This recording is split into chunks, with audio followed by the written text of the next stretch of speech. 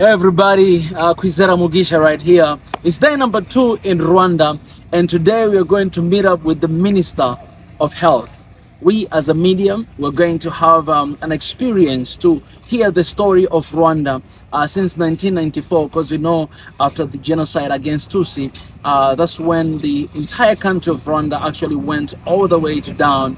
And you know, health sector, healthcare, it was zero. They started from the scratch as a nation. So we're going to hear the story how Rwanda managed to move from 1994 to where it is today. In the range of 30 years, what did they achieve? What the strategy they've done? What kind of determination? What kind of decisions? And where they are today and where they want to be. We're going to have that conversation with the Minister of Health. And I cannot wait to share with you guys the experience of this. We're gonna walk away a little bit away from Kigali. It's still in Kigali, but we're going to this one facility that from the information I've heard is the place where they train African and different surgeons, right, from different corners of Africa. I've heard that they've had more than 20 different countries across the continent of Africa coming here to be trained in this facility. I cannot wait to meet with His Excellency, and I cannot wait to hear the story of health here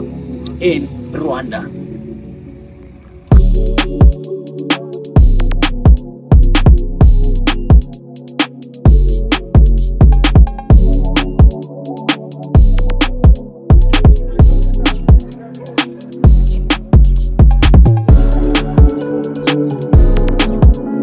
Good morning, everybody. It's day 2 in Rwanda, Kigali, and we're here to meet up with the Minister of Health today.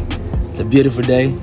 We're gonna be talking about health in Rwanda and know the details of everything. I'm very excited because I've heard, you know, in Africa, Rwanda is one of the places where they have the best health system.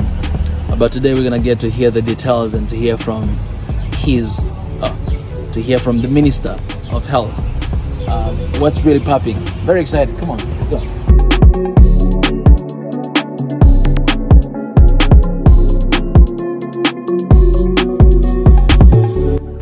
You guys again, we're in Rwanda, Kigali. All right, they say Kigali. We're in Rwanda, Kigali. this is Rwanda, man. This is Rwanda. This is Kigali.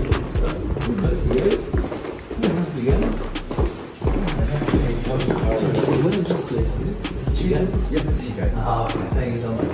So guys, this is Kigali. Look at this place. Look at this place. I think I don't really know anything about this building, but we're gonna find out, like, what is this place, man? As I told you, we're going to meet with the Minister of Health, talk about health issues here in Rwanda. Let me tell you this, guys. Look at this level of excellence in this country. Look at this building, man. Look at the view here, the land of 1,000 hills. Look at this. Oh my goodness, this is Africa, this is Rwanda, this is Kigali. Kwizera Mugisha.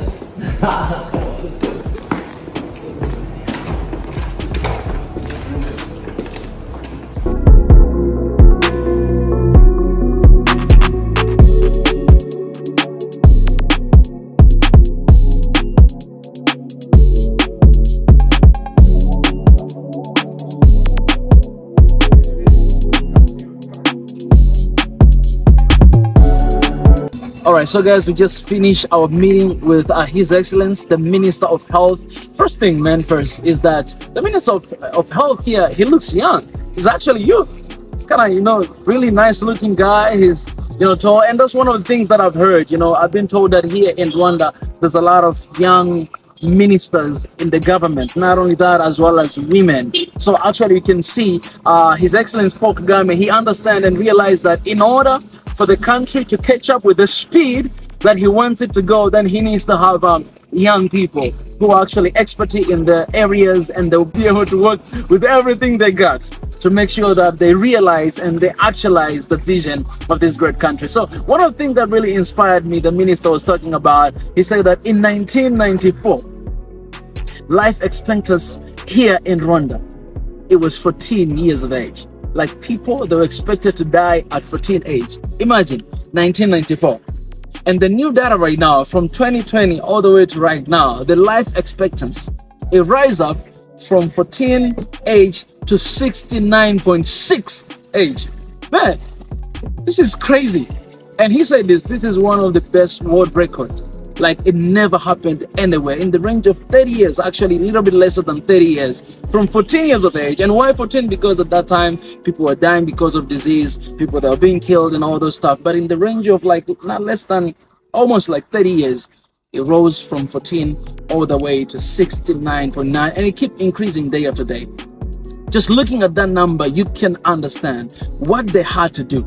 There's a lot of sacrifice, and His Excellency explained. I hope I can go to every single detail, but the health sector here in Rwanda, it's incredible. I think it's one of the best in the world.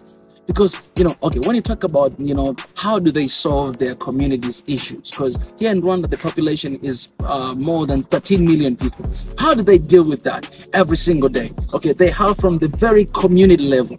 Community level, that means, man, you don't even need to go to the hospital. But in the community, if you are living in the countryside, you might have doctors and nurses coming to you to serve you, to give you, if it is vaccine, to give you whatever that you need. So that is where, I mean, the health sector and health system started from the very bottom ground. That means every single one Rwandese here in the country, they have access to health care.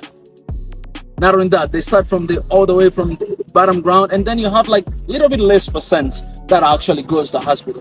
That means, you know, you don't need to leave from your home to go to hospital. No, hospital is gonna come to you, to your home. Why did you see that, man? And Rwanda has managed to do that just in the range of 30 years. Managed that from 14 years of age all the way to 69.6. And that is incredible. You know, His Excellency, he had like a presentation of almost like 1 hour. He explained different details, what kind of strategy they had to go through in order to be where they are. Man, I need to see my note. Wait a little bit. Okay, guys, so these are some of the details that His Excellency, the Minister of Health, he actually shared with us. So he said this, that in order for Rwanda to be where it is today, when it comes to health, when it comes to everything, they had to make a strong decision. They had to make sacrifice. They had to make determination. And these are 4 things that they promised with the help of His Excellency Paul Kagame. This is what they said. The first thing first, they had to make sure that they're together, be together, because the country was too divided. The few people who wanted to divide the country and conquer, and actually they succeed, because, you know, we have genocide against Tutsi. That was a strategy that was planted by somebody else to divide the country. They succeed because in the range of just 1 month, more than 1 million people were killed. So they had to rebuild the country and to bring people together to be one people. That's the first thing. Second thing, think big. They had to realize and to make sure that they think beyond what ordinary people think. You know, after everything that happened in 1994, in order for them to come back to the track to be where they are, they had to think beyond anybody else, to stretch their thinking capacity and to be able to do more than that. And the third thing is be accountable. With every single mistake you make, with every single good decision you make, you must be accountable. You cannot blame other people for your own mistake. No, you need to be accountable. You need to determine yourself and need to follow the track. And the last thing is save lives. Because a lot of lives were killed, a lot of people were killed, you know, throughout the time. You know, life expectancy was 14 age. Now it's 69.6. So the determination, they're like, you know what, we lost a lot of lives, but right now our determination is to save lives. We must save lives with everything we got, all right? We lost life a lot of time. Now we're about to save lives. Because of these 4 strategies, Rwanda, it is where it is today. I'm telling you, man, there's something to learn. If you're not listening, if you're not learning, you cannot grow and you cannot understand what is happening in Rwanda. Come here and learn and see what is happening in the country.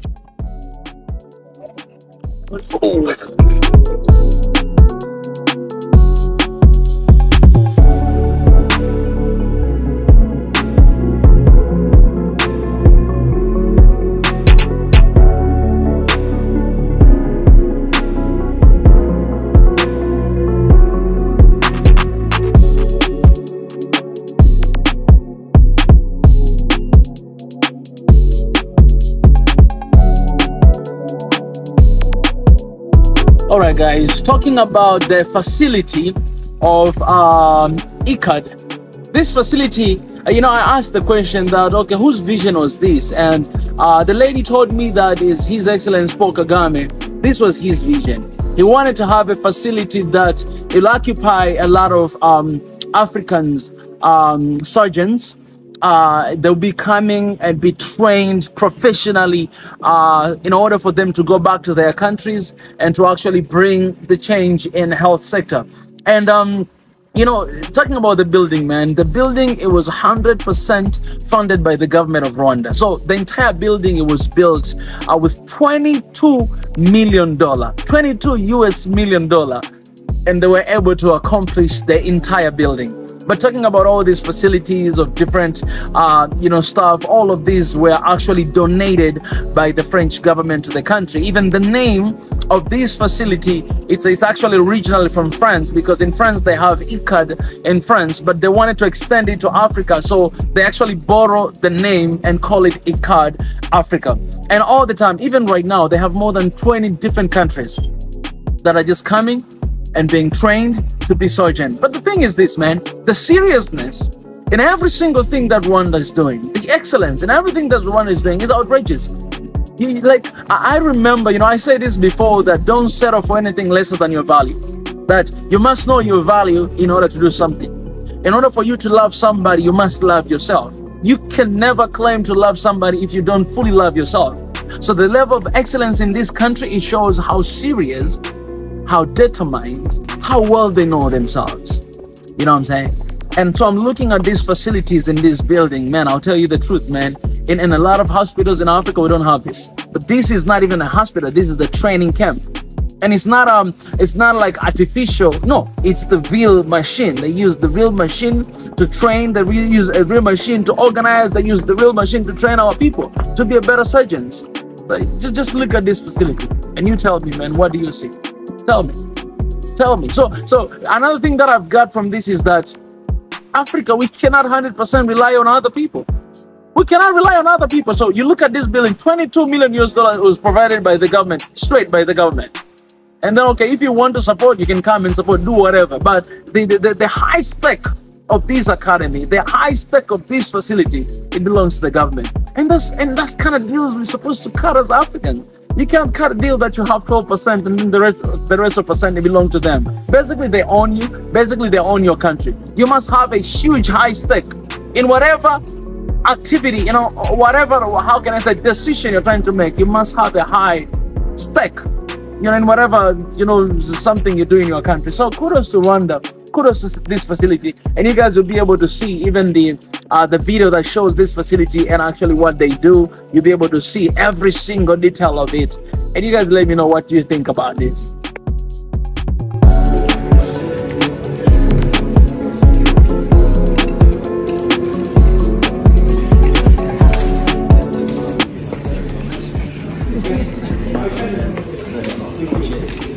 Where are you from?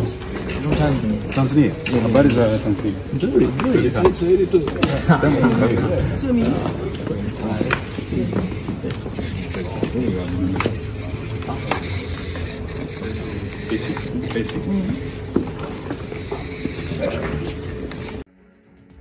My name is Yvonne Keza. My name is Patrick Enishaka. I'm Sixela David. Here at ICAD Africa, we are 3 medical image annotators.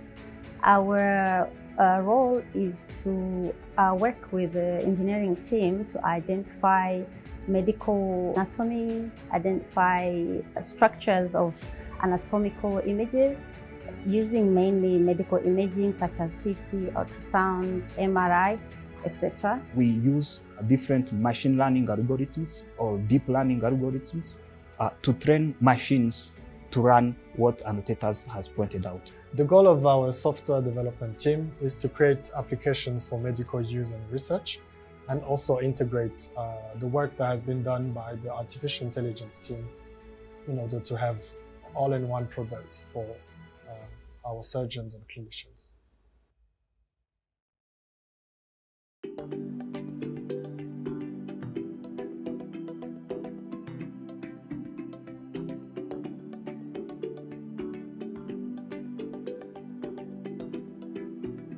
L'IRCAD est un institut qui a démarré en 1984, créé par le professeur Jacques Maresco de Strasbourg, et c'est un centre de formation. Donc, on peut constater qu'il était en Europe, avec l'IRCAD France, il était en Asie, avec l'IRCAD Taïwan, il était en Amérique du Sud, et c'était bien qu'il y ait aussi un institut de ce type pour le continent africain. Et le cheminement s'est fait, et maintenant, on peut être fier d'avoir un institut IRCAD sur le continent africain et qui va être basé à Kigali, à Masaka, au Rwanda. We offer world-class training in minimally invasive surgery, microsurgical surgery, and robotic surgery.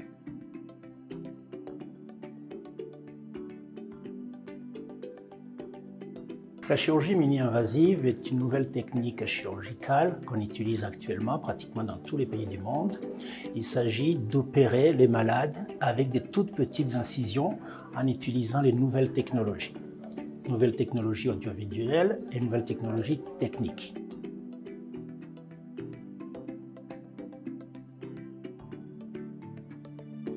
Comme dans les autres centres d'IRCAD à travers le monde, l'IRCAD Africa veut devenir un centre d'excellence en formation en chirurgie mini-invasive. Mais aussi, nous allons avoir un centre de recherche en intelligence artificielle appliquée à la médecine. L'IRCAD Africa a un objectif audacieux, c'est de former progressivement 500 à 1000 chirurgiens par an. Et ça va créer un écosystème, ou je dirais même un effet multiplicateur. Our courses are designed to be both affordable and easily accessible for African surgeons. Où, d'une part, nous allons avoir un pôle de chirurgiens, des infirmiers et des anesthésistes qui seront bien formés en chirurgie mini-invasive, qui est une chirurgie de pointe. It's been a fantastic experience coming to IRCAD Africa in Kigali as the first type of center where such excellent facilities are available for training in laparoscopic surgery. It's amazing what has been put forward to move forward minimal access surgery in Africa. And I love the participation, the different individuals, resource persons, and participants from all over Africa. It was such a privilege to come to IRCAD Africa, stationed here in Rwanda, Kigali. And it has been a lovely, wonderful, incredible experience with hands-on, can I call them lectures we had. Were very informative and they were confidence building. So it's a very good experience. They have a well-structured program and also a state-of-the-art wet lab. I would say the training has been excellent. So I'm quite excited to be here. I look forward to the launching, to meet more individuals and engage with them more on how we can move forward surgical training in Africa. The beauty of this course is getting everybody together, and sharing our expertise. You have all of these great experts who I feel have given us actually an excellent masterclass in a way, just refining your technique, showing you what is possible with the technology available, and also showing us what the future has for us. I learned quite a lot. This has been very informative. You know, being in Africa where minimal laparoscopy surgery is quite limited, but for this it has been eye-opening. And I really liked the part where we did the live sessions, where we did the practical sessions. It was more hands-on. All the thousands of surgeries that these guys have done actually give us a better understanding because they have already perfected their technique, and I think that is what they have. That is the major thing and the benefit that I've seen.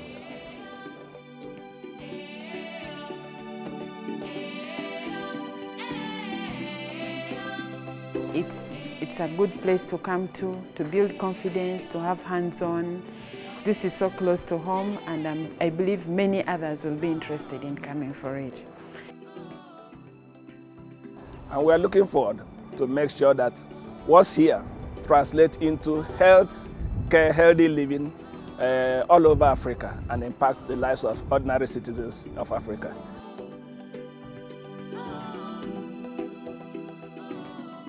This is going to be a game changer for African surgeons because for the first time, we have the opportunity to train people, see experts doing procedures firsthand.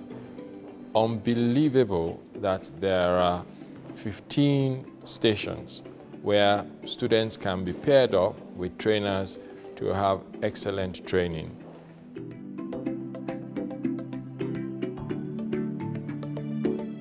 I feel Africa is going to become a power force in the future with regards to this as well.